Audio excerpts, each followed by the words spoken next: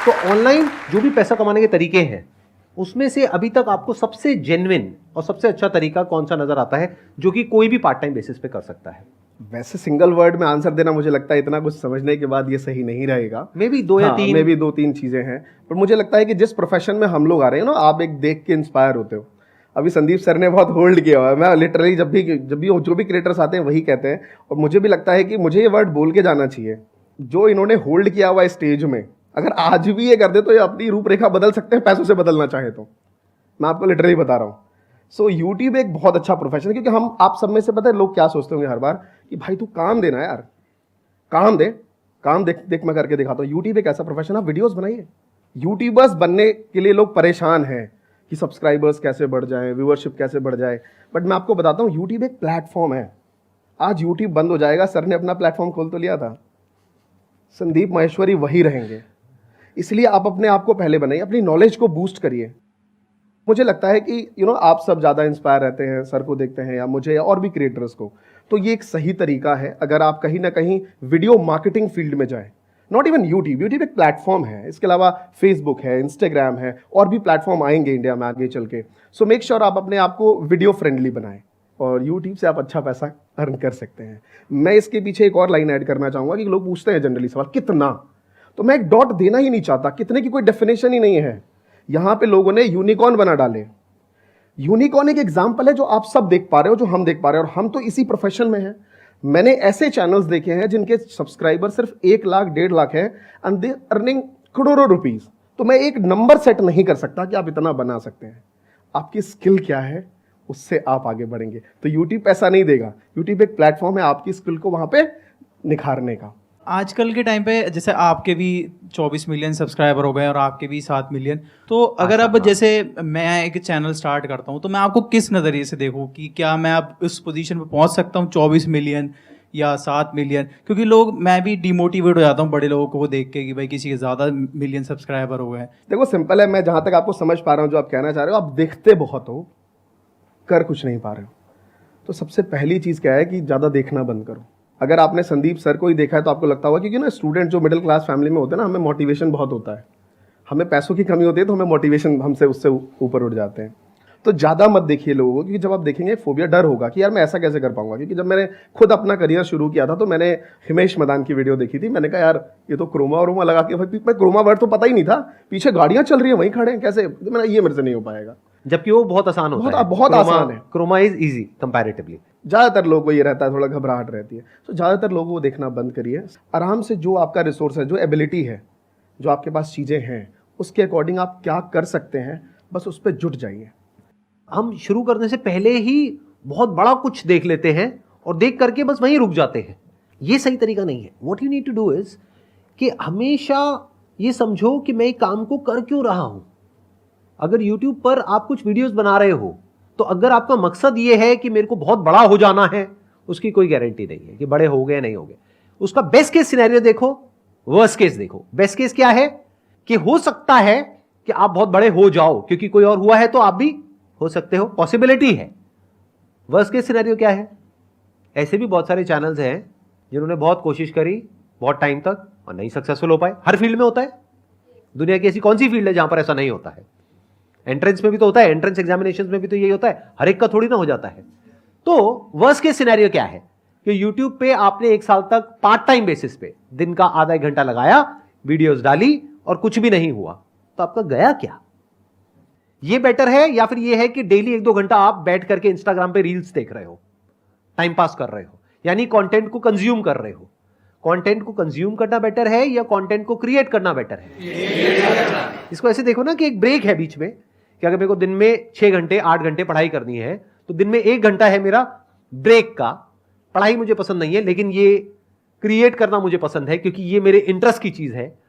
तो मैं जब ये क्रिएट कर रहा हूं तो 1 साल बाद मैं क्या हो जाऊंगा ये करते करते, that is important as a person. हो सकता है फाइनेंशियल सक्सेस ना मिले आपको, लेकिन एक चीज की गारंटी है, अगर आप कंसिस्टेंटली ये करते रहे अगले 1 साल तक, तो 1 साल बाद जो आप बन जाओगे एज अ पर्सन, उसमें और आज में जमीन आसमान का फर्क होगा। ये सही है गलत है? तो इस तरह से देखा करो तो लाइफ में बहुत आगे जा सकते हो। Please have a seat.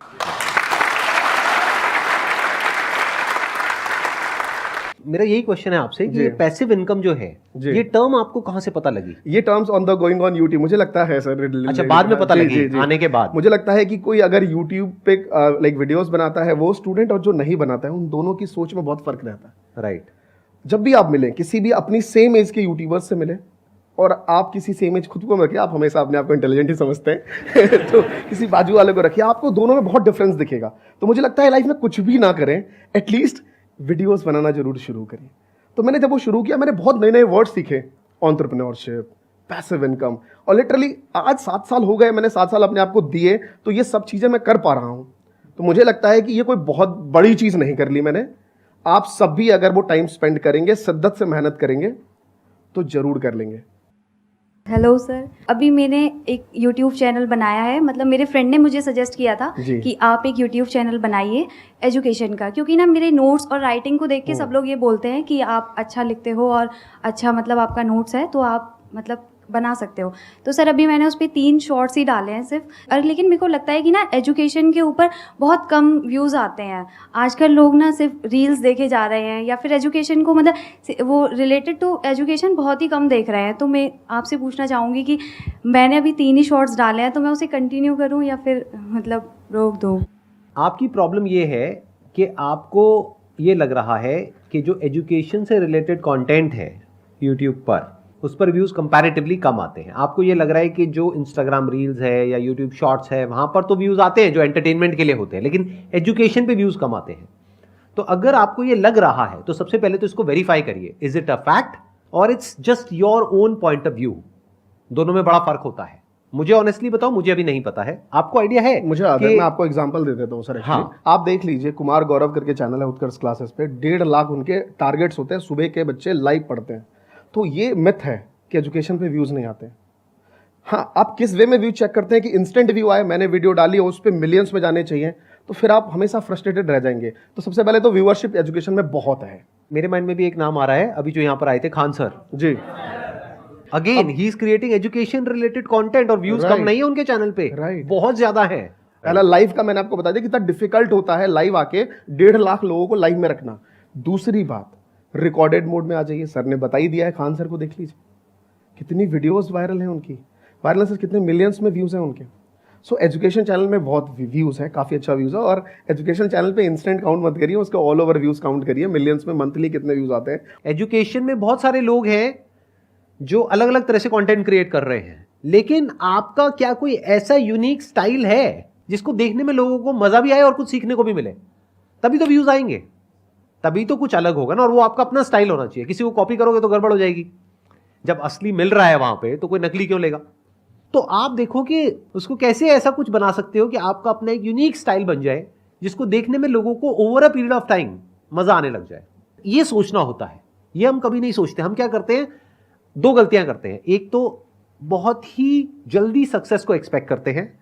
जैसे अभी आपने सिर्फ 3 वीडियोस डाली हैं, तो पहले तो आप टारगेट सेट करिए 365 का, मिनिमम 365 होगी, तब शायद उसमें से कोई एक चलेगी। नंबर्स का सारा खेल है, नंबर 1। नंबर 2, उन वीडियोस में और जो और बाकी की वीडियोस हैं यूट्यूब पर, उसमें क्या अलग है? क्या वैसी ही और लाखों वीडियोस हैं ऑलरेडी जिन पे व्यूज नहीं आ रहे हैं, और आप वैसा ही कंटेंट क्रिएट कर रहे हैं, तो पक्का है व्यूज नहीं आएंगे। But if you can do something जो कि और लोग नहीं कर पा रहे हैं, अब यहां पे क्या काम आ सकता है? यहां पर एक्सपोजर चाहिए होता है। एक्सपोजर की क्या वैल्यू है, ये बहुत कम लोग समझते हैं। एक्सपोजर का मतलब हम समझते हैं सर, एक्सपोजर का मतलब ये हुआ कि जब तक हम लोग बाहर जाके दुनिया देखेंगे नहीं, ऑब्जर्व नहीं करेंगे, तब तक हम लोग को क्या मालूम चलेगा कि एक्चुअली रियलिटी में हो क्या रहा है। ध्यान से समझो, एक्सपोजर का मतलब ये होता है कि आपको आज कहीं जाने की जरूरत नहीं है। पहले के जमाने में क्या होता था, आपको अगर यूएस में समझना है क्या चल रहा है, यूके में समझना है, तो वहां जाना पड़ेगा, और वो हर एक के बस का है नहीं, इतना पैसा कहां है। तो अगर आज आपको समझना है कि इंडिया में ऐसा क्या किया जाए जो सबसे अलग हो, तो आपको क्या करना है? As simple as it may sound, आपको देखना है कि यूएस में, यूके में और जो कंट्रीज हैं, वहां पर लोग यूट्यूब पर ऐसा क्या कर रहे हैं जो अभी इंडिया में कोई नहीं कर रहा है। इसको गैप बोलते हैं। अगर आप ये देख पाओ और उसको इंडियन वे में कर पाओ और अपनी एक पहचान बना पाओ जो औरों से अलग हो, तो आप बहुत आगे जा सकते हो। बट अगर आप सिर्फ मेहनत कर रहे हो और ये एक्सपेक्ट कर रहे हो कि कुछ हो जाएगा, तो अरे नहीं, ऐसा नहीं होता है। जब आपने भी अपने करियर की शुरुआत करी होगी यूट्यूब पर, तो आई एम श्योर आपने भी ऐसे बहुत सारे लोगों की वीडियोस देखी होंगी इंडिया में और इंडिया के बाहर जी। कि वो क्या कर रहे हैं, किस वीडियो पे व्यूज ज्यादा है, उसका थंबनेल कैसा है, उसका टाइटल क्या है। आई एम श्योर आपने किया राइट होगा। Right right. मैंने प्यूडीपाई को देखा, लोगन पॉल को देखा, इन सबको देख के बहुत ज़्यादा, मतलब जो मेरे स्टूडेंट्स थे वो यही थे कि 12th के बाद उनको बाहर जाना होता था, तो ऑब्वियसली वो उनकी वीडियोस देख के मुझे रेफर देते थे कि आपको यूट्यूबर बनना चाहिए। तो मैं प्यूडीपाई, लोगन पॉल को देख रहा हूँ और बना रहा हूँ। नमस्कार दोस्तों, मेरा नाम है अमरीश, स्वागत है आपका महात्मा जी टेक्निकल में, है ना।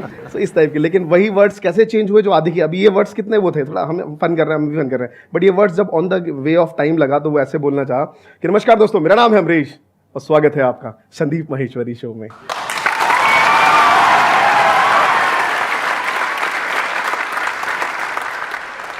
बेसिकली मेरे को ये पूछना है कि जैसे जो यूट्यूबर्स होते हैं वो अपने कंटेंट में कौन कौन सी वैल्यू ऐड करें। देखिए, वैल्यू सिंपल है कि आज की जो ऑडियंस है ना, वो सिर्फ क्वालिटी कंटेंट पे फोकस नहीं है, थोड़ा एंटरटेनमेंट चाहिए, क्योंकि बाकी जितने भी एजुकेटर्स हैं वो अच्छा एंटरटेनमेंट करके अच्छी चीज़ें पढ़ा रहे हैं। खान सर जैसा एग्जाम्पल आपने अभी लिया, वो बहुत एंटरटेन करके अपने कंटेंट को बहुत अच्छे से दिमाग में फिट करते हैं लोगों को। तो मुझे ऐसा लगता है कि इंगेजमेंट बहुत ज़रूरी है। आपको अगर टाइम फ्रेम आपका 7 मिनट का है, 8 मिनट की वीडियोस है, तो आपको देखना है कि मैं बोर तो नहीं कर रहा। इसकी सिंपल डेफिनेशन है कि 3-4 वीडियोस बनाइए और खुद को देखना शुरू करिए, पड़ोसी को दिखाइए, बगल वाले को, भाई कहाँ बोर हो रहा बता। उस पॉइंट पे आप अपने को वैल्यू ऐड करिए, कुछ ऐसे पंचेस लाइन मारिए। लोग आके क्यों मोटिवेशन लाइन बोलते हैं, वाह तालियां बजें, लोग एंगेज रहे हैं। हम बार बार बोल चुके हैं वो लाइनें, हम बोर हो चुके हैं वो लाइन बोल के, रियलिटी है ये। बट वो कई बार एजुकेटर की मजबूरी हो जाती है, बच्चा टिकना चाहिए भाई, ये रियलिटी है। लोग बोर हो जाते हैं, ऑडियंस आपकी बोर होगी। मैं आपको कैमरे के इस साइड देख रहा हूं, व्यूअर्स नहीं समझ रहा हूं, आप क्रिएटर बनना चाहते हैं तभी सवाल पूछ रहे हैं, मैं उस वे में आपको बता रहा हूं। सो एंगेजमेंट रखिए हमेशा। एंगेजमेंट कैसे रख सकते हैं? देखो, उसमें कुछ ऑप्शंस है आपके पास में। एक इन्होंने बोला एंटरटेनमेंट, एक मैं यहां पर ऐड करूंगा एनर्जी। जब आपके अंदर कुछ कमाल की एनर्जी होती है तो सामने वाले इंसान का सुनने का मन करता है। जैसे फॉर एग्जाम्पल, अभी आपके इस क्वेश्चन का मेरे को जवाब देना है, मेरे पास में 2 ऑप्शन है। क्या करना है आपको? एंगेजमेंट चाहिए क्या? ठीक है, आ जाएगी एंगेजमेंट। सर सोचते हैं थोड़ा। हाँ, सोचते हैं। एंगेजमेंट चाहिए भाई साहब को। ठीक है, इस तरह से अगर मैं वीडियोस बनाने लग गया तो कोई नहीं देखेगा, लोग कहेंगे यार क्यों पका रहे हो। सो जाओगे आप लोग अगर मैंने ज्यादा गैप्स बीच में डाल दिए तो, क्योंकि हमें पता है कि आप लोगों का अटेंशन स्पैन क्या है, क्या हालत हो चुकी है आप लोगों की, ये रील्स देख करके और ये शॉर्ट्स देख करके क्या हालत है। तो उसको टाइट करना पड़ता है। यानी एक आपको जवाब मिला एनर्जी, दूसरा मिला एंटरटेनमेंट, और इसके अलावा एक कनेक्शन होना चाहिए। इसको बोलते हैं feel, felt and found approach, कि I can connect with you at the level of your feeling. Oh this is what you felt, I also felt the same and this is what I found. इसको बोलते हैं feel, felt and found, कि सामने वाला इंसान कहे देख करके आपकी बातें सुन के, और वो कब होगा? जब सच्चाई होगी आपके कंटेंट में। अगर नौटंकी करोगे तो वो कुछ देर तक तो चल सकती है, बट वो लॉन्ग टर्म में कभी नहीं चलेगी। लॉन्ग टर्म में आपका झूठ सामने आ जाएगा। तो जो हो जैसे हो वैसे ही बन के रहना है। तो ये 3 चीजें हैं जिसको आपको ध्यान में रखना है अगर आप अपनी एंगेजमेंट को बढ़ाना चाहते हो तो। अच्छा लगा तो तालियां बजा दो।